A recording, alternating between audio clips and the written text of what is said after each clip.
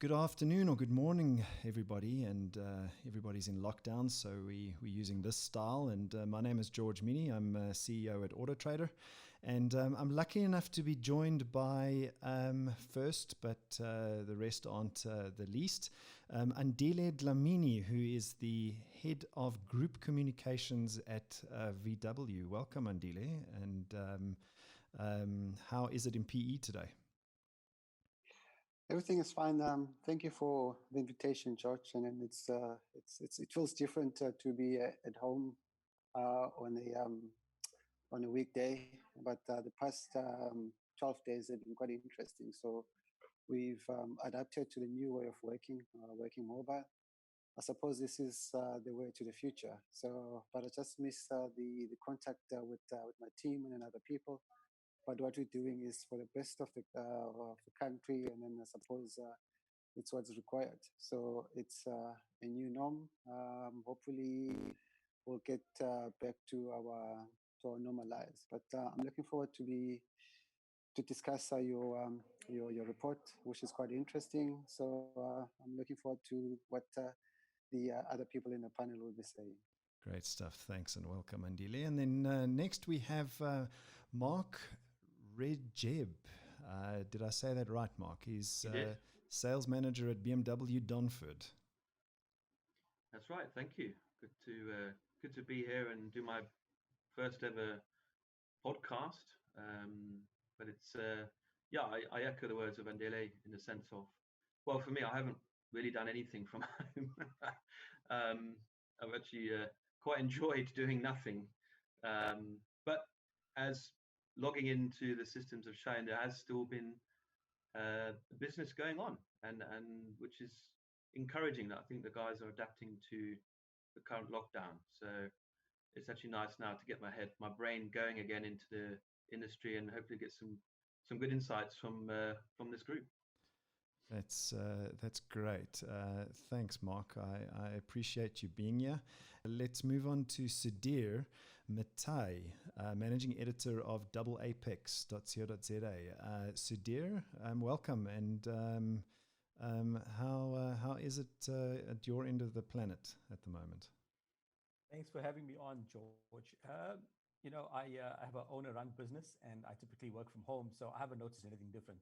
It's just another day at work for me. So, okay. There's just more people around the neighborhood than they are, and they should be. But I work from home. The one thing that I really miss, obviously, being an automotive journalist, is driving. Just being able to get in the car and go somewhere. That's one of my advices in life is, if it's very late at night or very early in the morning, getting in the car and doing 200 kilometers before anybody else has the roads to themselves. And looking outside, seeing the car and not being able to just get in and go. Really, that's the one thing that gets me prickling. Like I'm on end.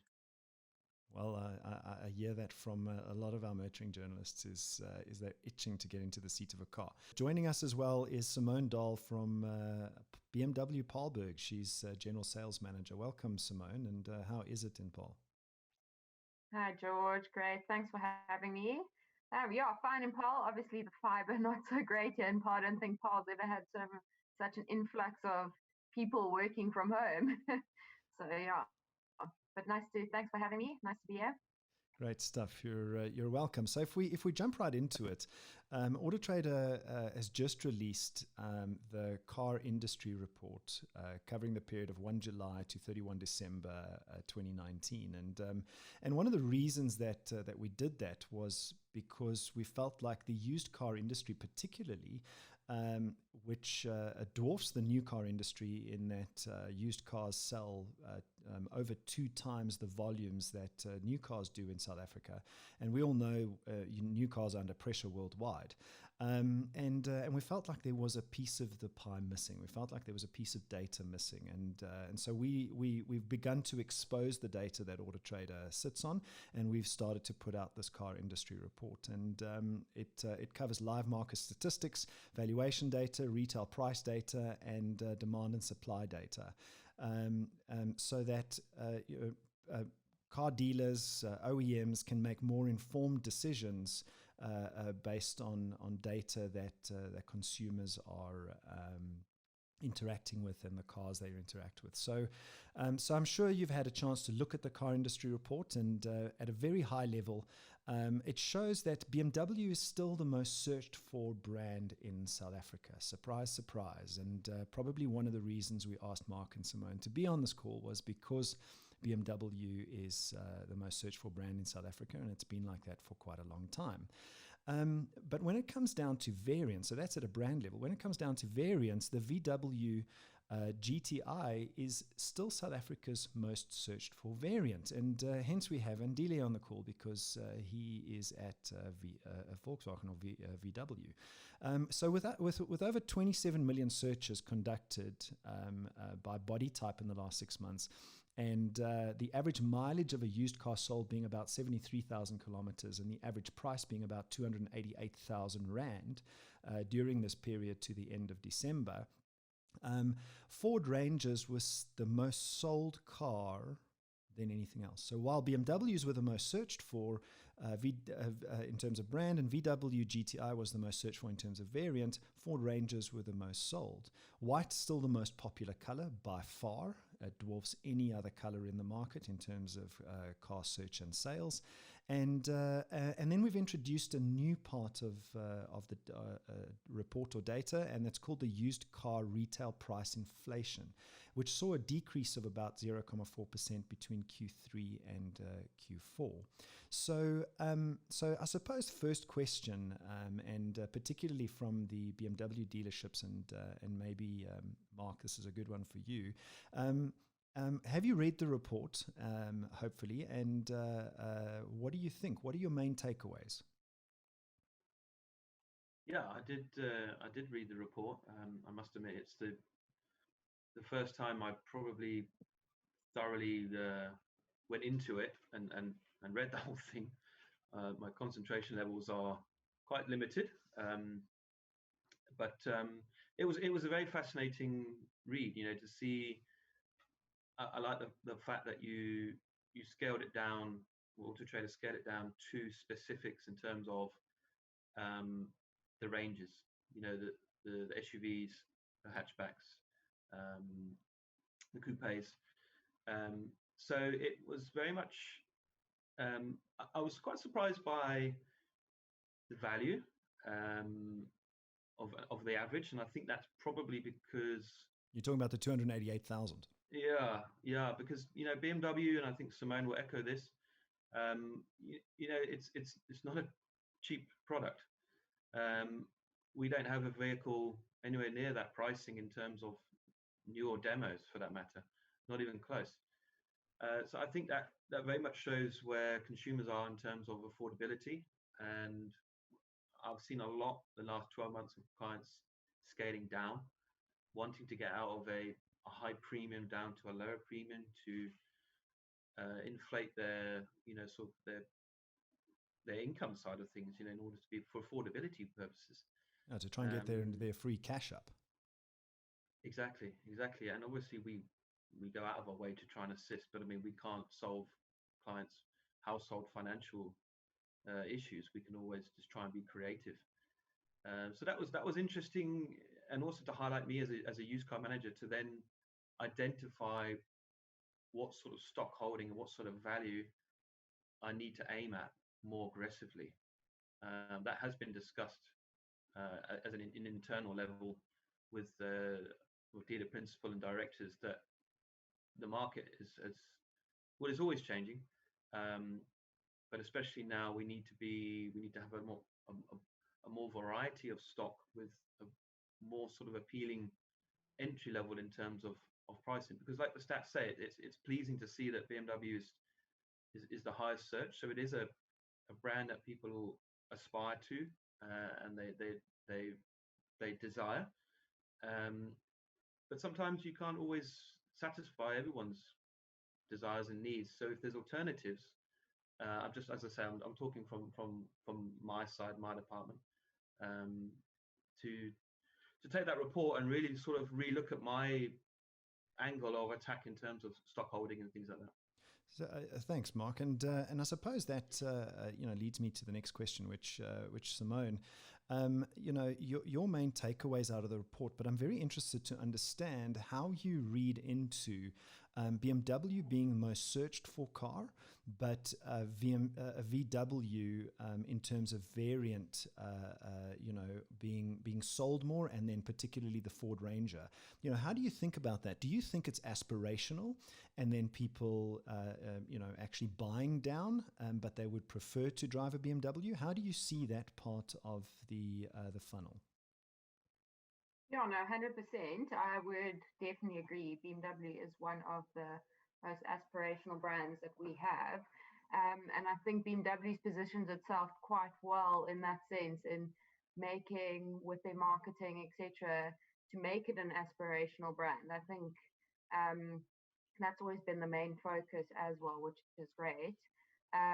But to come to the fact that, and I take away something slightly different, is for me, I think a Ford Ranger, someone who's buying a Hilux Bucky, that's interesting for me, that the Ford Ranger is outselling the Hilux. That for me looks, the customer that buys a Hilux is not shopping on the internet as much as someone else. For example, I would imagine that a Hilux customer would go to a dealer. So I think there is a takeaway from what type of customer is searching online and what type of customer isn't. So I think it's got a lot to do, maybe not so much with the car variant or how much has been sold, but the type of customer you're dealing with. If you look at your report, even like 25 to 34 is the most sold cars. Those people are tech savvy. Those people are on the computer all the time, etc. So I think it's got a lot more to do with the type of client you're dealing with. Yes, obviously we're looking at what cars sold, etc. But it's definitely the person shopping on AutoTrader or shopping online is a different type of customer. Yeah, so I suppose you have those segments, and I would agree with you. There's still a segment of consumers that don't necessarily shop online, and might just be loyal to a dealership or a brand. Those are, I suppose, harder to get our hands on, and that's where brand marketing plays a pivotal role. Thanks, Simone. And Dile, I mean, how do you read the report in terms of BMW being the most searched for car, and then variant coming in with the VW Golf GTI? And for a long time, the Polo Vivo was most searched and sold car. I will agree with Simone's sentiment that BMW is an aspirational car. I can say the same about the GTI as well. I suppose if you look at the spread of the age group, you have young, tech-savvy people who go into to your website to look at the cars. So probably they will have a BMW as a car that they will aspire to own. And then also because of affordability, then they will default into a GTI, because a GTI is a brand on its own. So someone might be looking for a Polo, Vivo, or a Polo, but then the car that they would like to see is a GTI. So GTI will be a word that will be searched, because I will assume those people who cannot afford to buy a GTI based on your median of the average car will default to either a Polo or a Polo Vivo. And for us, it's quite interesting because it also reflects what the new car sales look like, where you have on the premium side BMW together with Mercedes and Audi, and then on your mass, your volume side with VW, and then Toyota being the most sold cars. So it shows exactly what the market is, and then that is reflected with the used car. But in the report as it is, I mean, it's very useful. Especially for the car companies, because you start seeing the trends, especially with the used car and the resale value. We're very fortunate that our cars have very strong resale value, so that is reflected in your report as well. Thanks, Andile. Very useful insights from Andile there from VW. Then, Sudhir, I'm interested from an external perspective what your takeaways out of the report were. First and foremost for me, and it's an absolute annoyance, is this obsession that we seem to have with bland colored cars. It's White. South African market is white, silver, gray, and black cars. And as a kid growing up, I remember every family gathering, every traffic jam was full of color. We're a rainbow nation. We call ourselves a rainbow nation, and then we drive this bland palette of cars. So I think it's sad that we've gone down this route. We followed European trends. Um, you know, where the yellow cars and the green cars and the blue cars is just dominated by this bland. But that's just on a personal level and an annoyance. What's your favorite color? For a car, probably red. Red, okay. Or a very interesting gray. My own car is a gray, so something that I enjoy. It was very interesting to see that the most searched versus the most bought in terms of your report. So Simon and Adira obviously have explained that BMW is an aspirational brand first and foremost. So people start with, oh, I wonder what BM I can get for my money. I think it also speaks largely to BMW's wide array of models at the moment. There isn't a segment barring pickups that they cover, whether it's a tiny SUV from X2, X1, X2, all the way up to X7. They've got all the SUV sizes covered, seating options, all the sedan sizes covered. So there isn't a car that you could want, barring a pickup, and BMW doesn't make it. So you always probably, as your report suggests, people go, what BM can I afford at my price point? So you at, as an example, 400,000 Rand, and you go, what BMs are there? Oh, actually, X1 is too small for my family and my requirements. I'm going to have to look at something else, whether it's a Fortuner or it's a Hyundai or something else down the line. So that correlation between what people are searching and what they're ending up buying is fascinating, I think, both for those two brands to show their relative positioning in the market, and also for the South African buyer as a whole. Volkswagen's a long-established brand in the SA market. People trust it. There's loads of other products out there from different parts of the world. There's the Korean onslaught, which we've been experiencing for the better part of 20 years now. And you would think that there's such good value cars to start with, the Hyundais and the Kias. And then when it comes to the second-hand market, that just doesn't translate. So people are buying them in numbers, brand new. And we have an overview of the numbers because the Korean numbers are typically aggregated; they aren't broken down. So we know that they're selling cars in the market, but in the second-hand space, people are still going back to Volkswagen because it's such a good value proposition. Well, I suppose and it's a trusted brand. Sorry, Sudi. Thanks for that. I suppose I'm glad to see that that South Africans are defaulting mostly to cars that are actually assembled and manufactured here. For me, that is a massive show of support of our own internal economy. And I always say there's no such thing as a bad car today.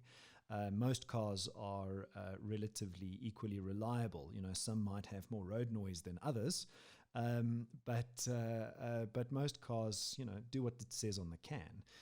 But I'm glad to see that South African built cars are being searched for and sold the most.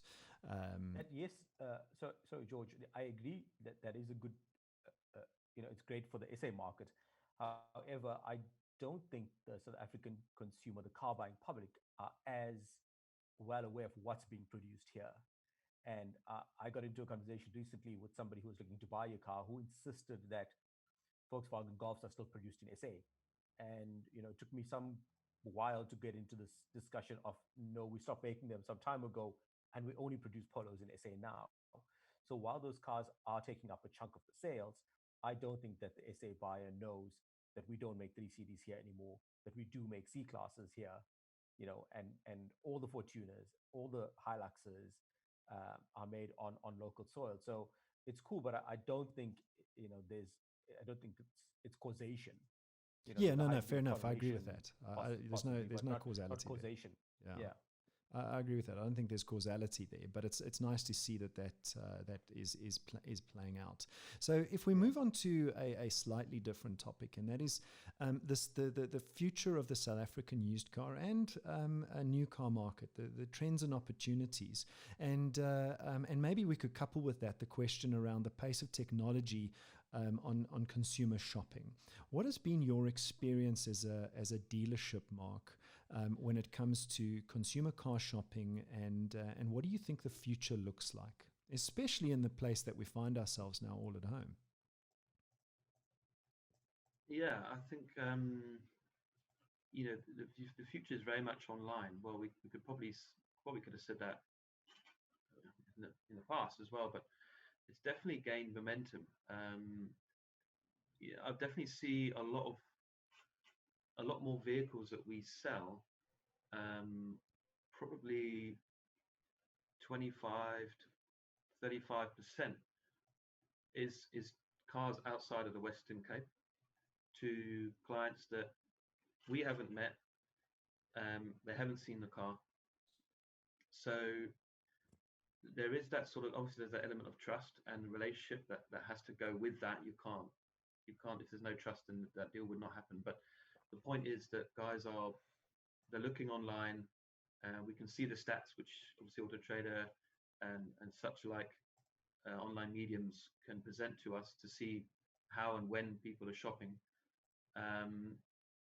And yeah, it's very much that's going to be key to making sure that our digital presence and our sort of response time and the sales execs especially, your good sales execs that have been in the industry 30, 40 years have their place, but they're not going to be so keen to sort of jump onto this digital bandwagon of doing things from your cell phone and doing a walk around video, sending it via WhatsApp. I've got a sales guy that does that every single day. It sells all his cars virtually through WhatsApp. Wow. And some guys won't buy into that at all. Yeah. Which is fine. But maybe I'm digressing somewhat here, but we could go off on a tangent about the whole the way in Europe Amazon are selling the Fiats and such like straight off like a take a lot. That'll come. We're not quite there yet in terms of our infrastructure, as we can't barely stream a basic video at the moment without hiccups. But it's there, and the guys are embracing it. And with the new retail sales model with BMW, which is heavily marketing buying a car, a BMW from anywhere, at any time, that's not just some gimmicky marketing ploy. That is real and actual, and it's 24 hours live, and guys can do it. And we're seeing deals being done from that way of selling. So it's exciting times. Thanks, Mark. So, Simone, maybe you can unpack this for a minute or two, and talking about what Mark's referring to, and that is BMW's new platform and the way in which you sell cars to consumers now. Tell us a little bit about how your dealership has made inroads and successes out of that change. Yeah, George, I think we kind of had this discussion offline prior to this. I think this lockdown's actually a blessing in disguise. I think it's forcing us to in a position where we can work from home or work offline or online, so that we need to adapt. That's just how things are. We otherwise you adapt or die type of thing. Andile, how does consumer shopping demand and supply and pricing play into the decisions that VW makes in stocking dealerships?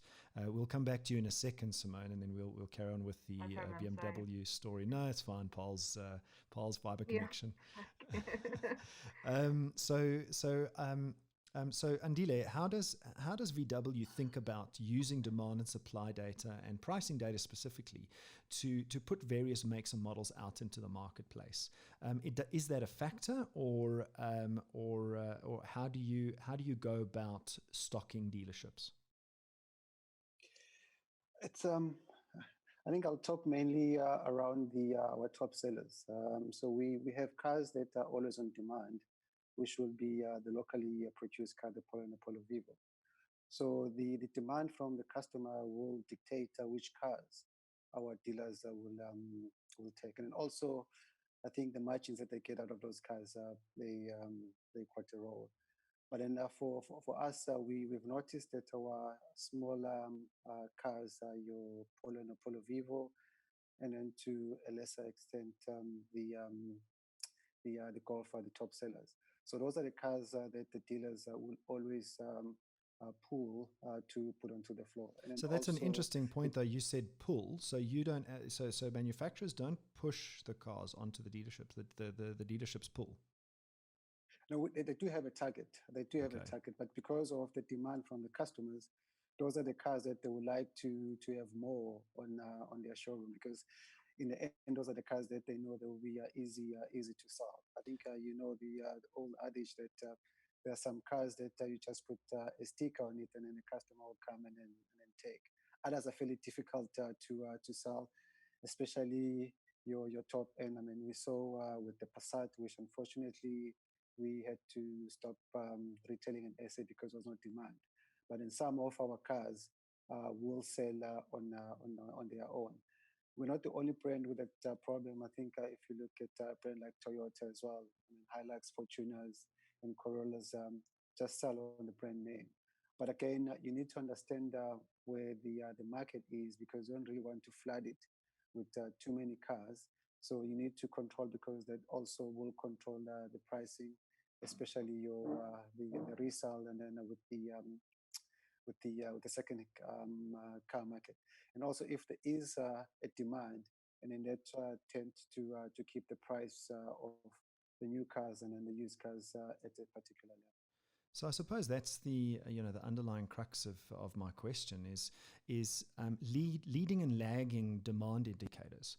So how does VW think about demand in the market? So if car dealerships pull cars from VW, and the data that the dealer has is historical sales, because I'm assuming the historical sales is what they use.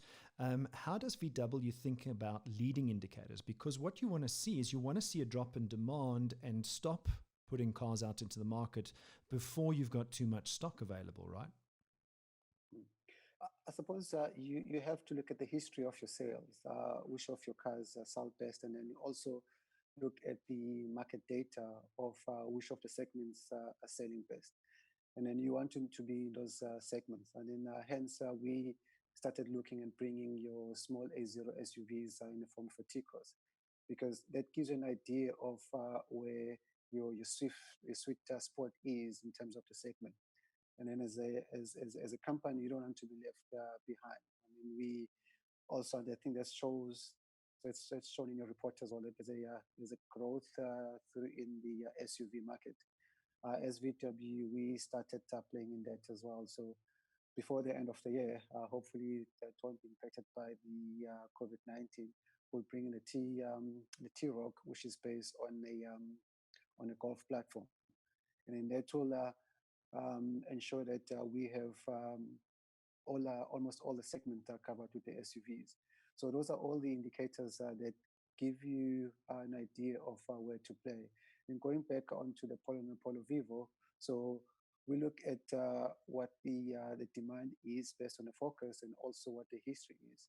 And then we start having cars being churned out of our plant in Newton Lake, and then also the Polos going to the market to meet the demand of the market. Thanks, Andira. That's very useful. Okay, so getting back to Simone's question around, or should I say, the question I had for Simone around the new BMW platform, and you started off, Simone, by saying that it's quite an opportunity, quite a big opportunity where where BMW finds yourself in that this situation has actually played into the benefits of that platform. 100%. I think everyone was quite nervous going into it thinking, oh, we're going to do everything online. All the new cars are going to be bought online through this new digital sales platform. South Africans as well, we take some time to adapt to change.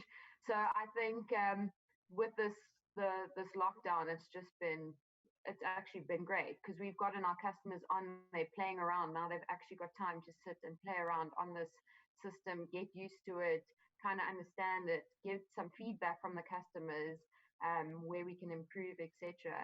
And I think BMW's done extremely well, the foresight to do it, because like you said, everything is moving digital. If we're not going to do it, we're going to just fall behind.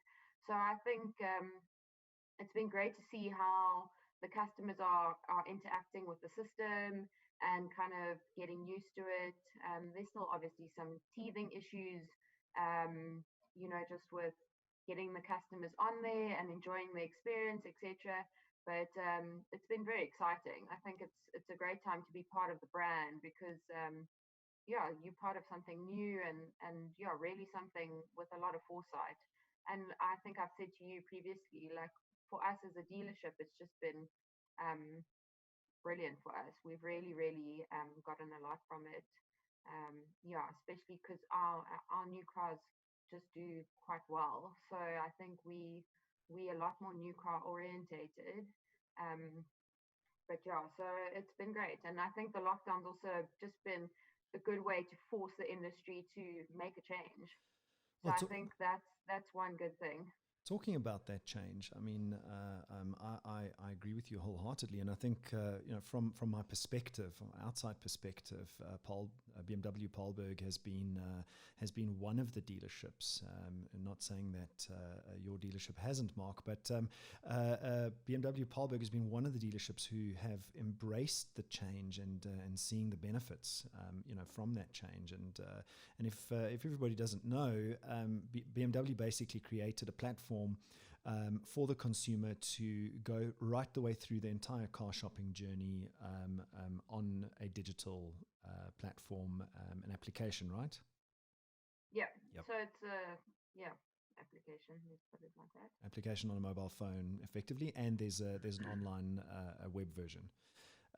So BMW is really moving ahead with changing things, and it's nice to see, because without change we won't see a future. But talking about that, how from your perspective, Sudhir, how do you think the disruption of the internet and the car shopping process has changed how consumers interact with content, with cars, and what's your perspective from a journalist point of view? George, I recall a time when we used to buy a paper copy of AutoTrader. We would buy. We used to call it the creepy crawly killer. There you go. It was. I remember. I think I was at varsity or high school, and I used to take a 2 rand coin and buy an AutoTrader every Thursday at the local shop or at a CNA. So AutoTrader was that first step of people going from let me buy the classifieds to find my car, to let me look at every car in the country on my computer screen. That was the first step, and you guys sort of pioneered that space. And there've been a lot of people who have joined since, to varying degrees of success. So we have adopted this this online mode of consuming vehicle adverts, whether for new or second-hand cars, now for many years. So we've been quite cool that we have taken the step. The auto manufacturers, certainly at a local level, don't necessarily get to make their own decisions. There's a lot of corporate structure, whether it's driven from head offices in other parts of the world. So it's not as easy then to sell cars online as it is to sell a second-hand car online, where there's no one holding you back as to where and how you advertise your car, and the look and the feel of how a car should be advertised. The one thing it's really done is that it's made consumers hyper informed and conscious of what's out there. It's very easy to see that there are cars in your price range with lower mileage, with better spec in another part of the country. And I think that's forced dealers to really to take stock of what's, quite literally take stock of what's out in the market, and box clever. So the chaps were saying that 20 or 35% of their sales are outside of the Western Cape, which means that dealership's doing something right. It sees what's out there, it's pricing cleverly, and it's advertising outside of the Western Cape to let people know, listen, we've got a good deal on X, Y, and Z products on our floor. In most cases, better than what people are offering you in your own province. So why not shop with us? So it's removed that barrier as well. It's very easy to buy a car these days, sight unseen, well, except for a couple of pictures on the net, and then have that car shipped to your hometown, fetch it from a local dealer or a local delivery service, whether it's one of the carriers or one of the train services. So come back to your point, how it's made consumers change their mode of thinking, is that you can shop outside your geographical location, which is fantastic. It lets you find a better deal, and also made you very aware not only of the cars you're looking for, but other cars in your price bracket. So if you were shopping diesel 4x4 SUV automatic, and you're using AutoTrader's system of searching, you'd very quickly see that, hang on, not only is there product Y, but there's product Z, D, F, and L, and maybe I should consider one of those too, because look, it's got a bigger engine, it's at the same price, it has more power, it comes with a sunroof. So people suddenly, their eyes are slightly wider open to what's out there and what's available. I think that's put the onus back on car dealers and car salespersons to be also very aware of what's out there. They don't only have to be specialists in their own brand and focused in their own dealership, but also to know what's happening in and around that price range, both with their direct rivals and indirect rivals. So using the BM example, typically you would look at the rival Mercedes and Audi product, but suddenly go, hang on a second, there also is this Lexus over here that's the same price, but it offers so much more. So people are a lot more aware of what's in the market. So given all of that and what you've described there, I refer to as consumer transparency, and the more the internet drives consumer transparency, the more price becomes not a competitive advantage. And when price is not a competitive advantage, then what? What do manufacturers and what do dealerships do? Because you can't now play the discounting game because everything's transparent. Then the next thing that then moves onto the internet is the transparency around demand and supply data, and that's what I referred to just now with Andile. And is the industry looking at the future in a way that isn't looking backwards? I always say, looking in the rearview mirror, you're going to have a head-on collision. So are we using leading indicators rather than lagging indicators to dictate what a dealership stock, what manufacturers manufacture, what we put out into the market? Because looking backwards is good, and we need that data, but looking forward is just as important. And I suppose that's what this report tries to do, is tries to unpack search data, demand data, and supply data, as well as sales data, and try and give a holistic view of how the internet is creating transparency for the consumer. So given that world, are dealerships ready for this, Simone? Do you think that that dealerships are ready for this world of transparency and actually running dealerships from a data-driven point of view?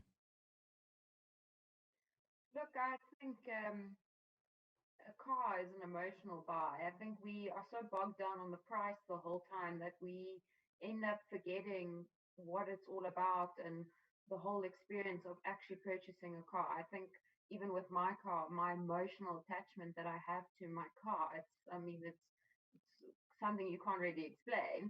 And I think that transparency just breaks away that price barrier and everything, and where you have to consider everything else other than price. And I think um, we've created this situation where price has become, and with transparency, there's been this price war, etc., etc. And now, especially with this new digital sales platform, you see all the cars in the country. You saw all the new and demo cars in the country for BMW. And I think that eliminates that price war, um, which is great because BMW, like we're saying, is an aspirational brand. It's not about the price, it's about something more. It's the car. It's what you feel when you get in the car, how you drive to work in the morning, etc. So I think it will take time to move away from this price war that we all have and this comparative thing that we do all the time. I think us as dealerships do it ourselves as well. Um, but I think we're definitely moving in the right direction, and especially something like AutoTrader. You, like you said, you can see everything. You can see every variant. You can see everything in your price range. Everything. It's not. There's no hidden. There's nothing hidden. So I'm excited to move away from that because I think we've lost sight of that emotional side of selling a car and buying a car and that whole experience. So I'm hoping that we get there sooner rather than later, but I definitely think we're moving in the right direction as an industry and in my particular case as BMW. Talking about that transparency and the ridding ourselves of this, price war. In that kind of world, if price is not a competitive advantage, then obviously brand becomes highly important. Very, very important, and when brand is important, trust builds. Trust has to be built, and if trust builds, then you can evoke those emotions about driving a car again, and rather let that lead the sale. But moving on to the readiness of the industry, Andile, do you think the OEMs are ready? Dealerships have to move fast. If they don't move fast, they don't make sales. Are the OEMs ready for a data-driven future? And what is VW in particular doing to give life to a data-driven future, which lives in a world of transparency and to what Simone was saying now, trying to build brands, trust, and all those things rather than having price wars? I think the future will be driven by data, because if you only have a department or people in your company that are analyzing data and then looking at what the trends are, and then you won't be able to do anything. If you look at what's happening around the world, your predictive analyst, or you'll have data analysts that look at what is taking place in the industry, and then what's taking place on your future sales and in your past sales, because that is the only way for companies to be able to understand exactly what they need to do. There is a lot that has been disrupted in how we do business, especially on transparency, because in the past people have relied on information that they were getting from the dealers. So now, at the click of a button, you're able to understand what's the average price across the range, and then that also forces the dealers to be traders, because now you start trading for the best price. A person will walk onto a dealership floor and then say, "I was at dealer X. This is how much they offered to give me a new Polo GTI or a Golf GTI for. Are you willing to trade?" And then dealers, because they want margins, they say, "Okay, I'll give you that at a less price." But the customer is the winner in the end.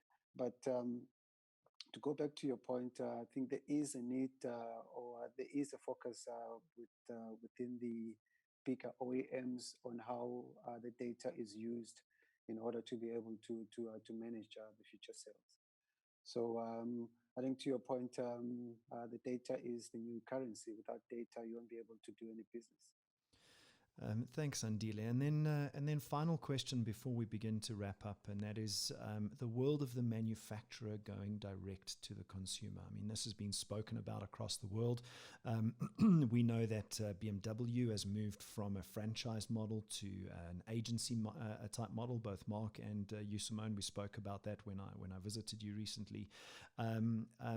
You know, how is VW thinking about this model? And if you can say, and firstly, and secondly, do you think that that world is possible? I suppose, Andile. Yeah, dealers are still very important to us. They are the front to our customers.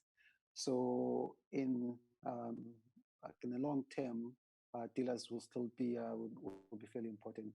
But what is changing is how do you ensure that your dealers are customer centric, and then how do you add touch points so that dealers understand the new technology where there is the influx of digital retailing, and how do you help your dealers to be able to trade in that environment? So a lot is being done to help the dealers and then to prepare them for that kind of disruption. So to answer your question in short, dealers still have a future within VW. It's how do you help them to be ready to operate in a changed environment. I suppose, much like BMW has done, still recognize that the dealership is the route to market, you know, and changing the model to still benefit the dealer. But Mark, how do you then think about, in that world of OEMs going direct to the consumer, how do you think about the used car department? You know, where does the used car department fit into this direct model? Look, it's actually, you know, new car sales is a touchy subject because it is struggling. There's no question. And well, around the world, right? Yeah, for sure. But it's refreshing to hear Simone, you know, echo that they're strong with that, which is fantastic. It's even more interesting that two dealerships that are 20 k's apart have probably got completely varying results. So in sort of my context, there's more sort of reliance on the used cars in extent, because now the manufacturer is saying that's the price. You know, that X2 is 562,498. Bottom, you know, okay, the trade-in and the finance, but that's the price. Some, you know, clients were expecting to maybe get 100k off and walk away. Now that's not there. Okay, we can still look at the bottom line, but the point is now that I need to now look at the stock holding to give alternatives to the client that was wanting that vehicle. It's probably, the payment is now maybe higher than what he was expecting. But to have that stock hold, in the sense that we can give alternative B and C, and very much, if we turn off from the manufacturer listening to our conversation now, but to grow the non-manufacturer stock and to have the likes of Bucky's, a Hilux Bucky of Toyota, Fortune, and Stellenbosch will fly off my floor. I'll actively look for vehicles like that, Minis, Polos, because Stellenbosch, it's university. So we have to obviously demographically ensure that we have that correct stock holding. So it's kind of a win-win, you know, because when you can conclude those new and demo deals on NRSM, it's fantastic.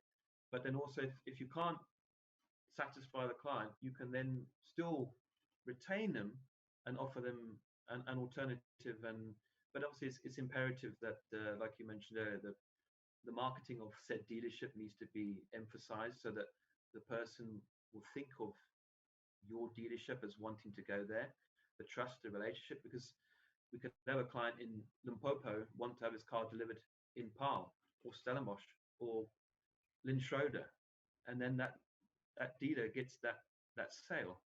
So the history, the culture is imperative um, in sort of ensuring that those sales go through.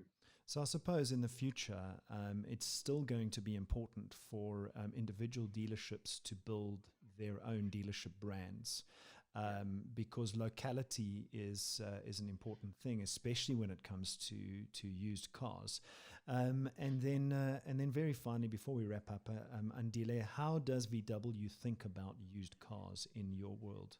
You haven't made this move yet, but how do you think about used cars in the future? Used cars are very much important to the business model of any dealership, because it fits into what each dealer is doing. So if you have a person who, as Mark said, who will walking onto your dealer looking for a new car, they will always have a car to trade in. Or if they come in for service, it's easy to upsell them to a new car.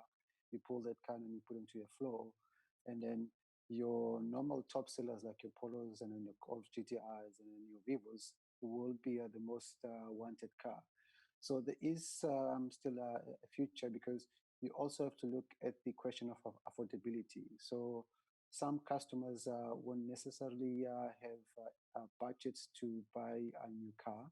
So if you can help them with the used car, low mileage, in good condition, those are the cars that they will take. It even helps if that car still has its warranty in place, still has its service plan or maintenance plan.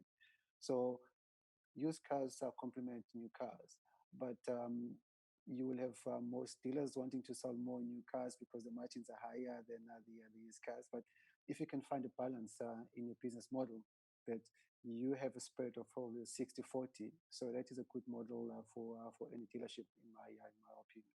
So to answer your question, there is a future for used cars. It's how do you use your used car segment to complement your new cars. So I suppose a company to really keep a close watch on is going to be Tesla, because they were the first brand in the world to go direct to the consumer. And we're only now starting to see the influx of secondhand Teslas really start to gain momentum. And it'd be interesting to see how and where those secondhand Teslas get back into the hands of the consumer. And does the dealership model become a reality for Tesla, even although they don't want it to happen? And so I'm very interested to keep an eye on Tesla. So that's been fascinating. Any final thoughts, Sudhir? Just going back a step, George, to the future of the car dealership.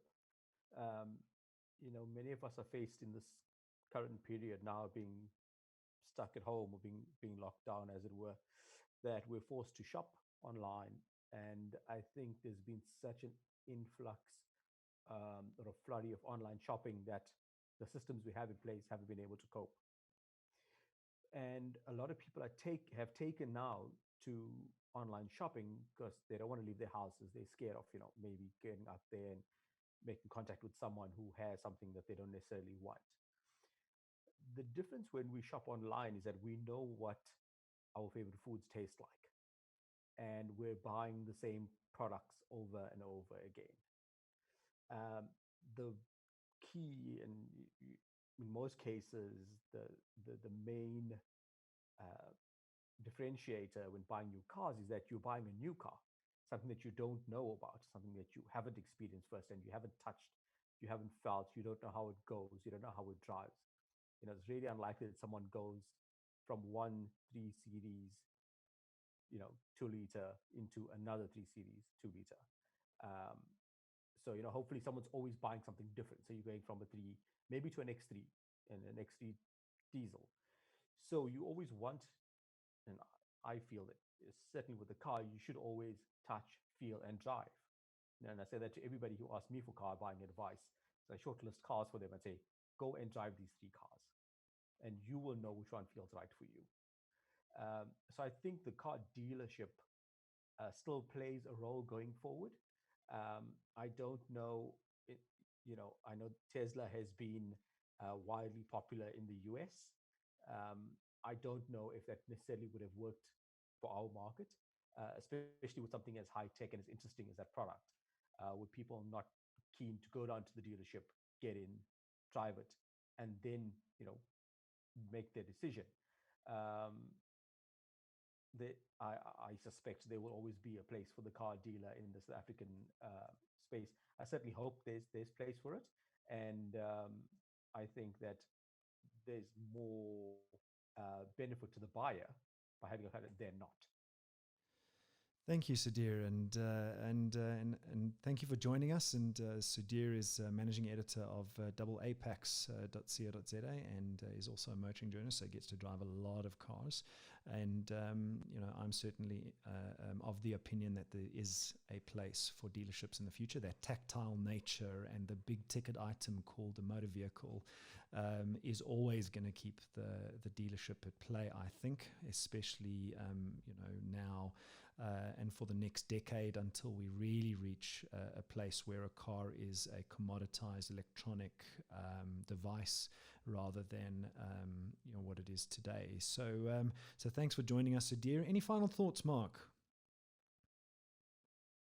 Yeah, I think at the end of the day, from my side, it's the digital side is here. We have to embrace it, but that's still half the story, in the sense that your sales team is still the critical aspect, in the sense of the generation of leads and clients and consumers is one part, but how do we handle when that then interest comes in, be it a lead, a digital, or walk-in? That's something I'm focusing on a lot. I'm reading the 3rd book ever in my life right now, which is How to Build a Happy Sandpit. I don't know if you might have heard of it. Colin J. Brown. Colin J. Brown, I know him. Yeah, we had a conference a couple of months ago, and he presented this phenomenal presentation to us, and we all got a book, and I'm forcing myself to read it, but it's fascinating how the analogy of that, I won't go into it, but how critical it is to have the right people in your organization, and the difference it can make if you have that one person that's negative, or I reach out to those that haven't read it, and that's ironic from a guy who doesn't read books, to look at it, because it's really put a new spin on my angle of like, we do so much in terms of the the hands-on of getting stock and getting it prepped and marketing your company. We might tend to forget what's actually most important, maybe, is the people, and the people sell, especially in selling. Thanks, Mark. That's very useful insights from Mark Rajeb from BMW Donford, and I echo your sentiments. AutoTrader has been built around people, and I think during this time of COVID-19 and the lockdown, it kind of makes you realize that even more, that the world is built around people, not products and technology. So thanks for that, Mark, and appreciate you joining. Final thoughts, Andile? Pleasure. There's not much more to add from my side, but I also still believe there is a future for dealerships, but it's the form of how the dealerships are, and also how your salespeople are. What's important for sales exec is the relationship that they build. I think in the discussion that we had previously, we said that people always want to buy cars from people that they can trust. So that if there's an issue with the car, they can go back to the salesperson to say, I have an issue. So as long as we have sales person that have people at the center of what they do, and then also reaching out to people all the time, because there's nothing worse than buying a car from a dealer and then the only time you hear from them when there's a new model. So they need to build those relationships because that will ensure that people come back to buy those cars. But it's how, as dealers and then OEM, we embrace technology, as Mark said, and then how do we adapt our businesses to ensure that we're not left behind? Is how do we create touch points that will allow customers to default into our website, to allow customers to still remember that they need to come to a dealership, fill the car, drive the car, and know exactly what they're buying to. Buying a car is not the same as buying any other commodity.